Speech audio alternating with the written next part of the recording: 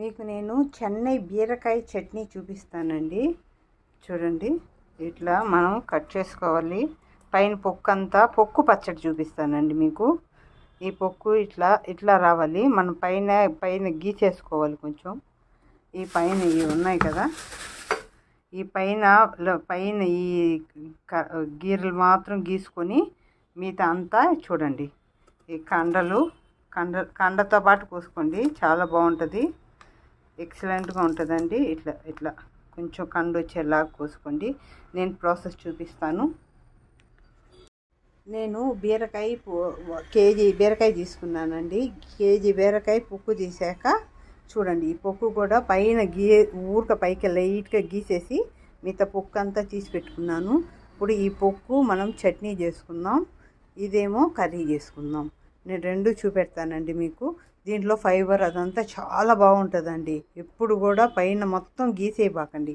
ఇలా గీసేసినప్పుడు ఏంటంటే మొత్తం మీకు విటమిన్స్ ఫైబర్ అంతా ఇందులో వెళ్ళిపోతుంది. ఇది చాలా మంచిది ఆరోగ్యానికి. అందుకని ఇది మనం చట్నీ చేసుకుందాం, ఇది కర్రీ చేసుకుందాం. మీకు రెండు చూపెడతానండి. నేను బీరకాయ చట్నీ చూపిస్తానండి. ఇప్పుడు చూడండి, బీరకాయ మనం పొక్కు తీసుకున్నాం. బాగా చూడండి, బీరకాయ పొక్కు మనము కొంచెం కండతో పాటు తీసి పెట్టుకొని, ఇది 1 కేజీ పొక్కు అండి. ఇది మనం కొంచెం పసుపు సాల్ట్ తీసుకున్నాం.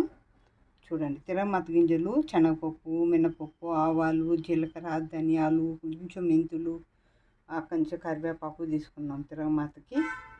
ఇది పచ్చిమిరపకాయలు, కొంచెం వెల్లుల్లిపాయలు, ఆనియన్, చింతపండు, కొంచెం కొత్తిమీర.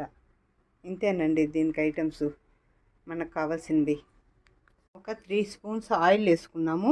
ఇప్పుడు తిరగమాత గింజలు వేసుకుంటున్నాం. ఇప్పుడు కొంచెం ఇంగు వేసుకుందామండి. ఇంగు ఎప్పుడు కూడా చాలా బాగుంటుంది, ఎక్సలెంట్గా ఉంటుంది. చట్నీ టేస్ట్ రావడానికి కొంచెం ఇంగు వేసుకోవాలండి. తర్వాత మనం పచ్చిమిర్చి, వెల్లుల్లి, చింతపండు, కొత్తిమీర ఇవన్నీ అది వేగాయి కదండి, ఇది వేసేసుకున్నాం. ఇది వేసేసుకున్న తర్వాత బాగా వేగనిద్దామండి. పచ్చిమిర్చి కొంచెం వేగిన తర్వాత మనము చూడండి, ఈ సాల్టు, పసుపు, ఉప్పు రెండు వేసుకున్నాము.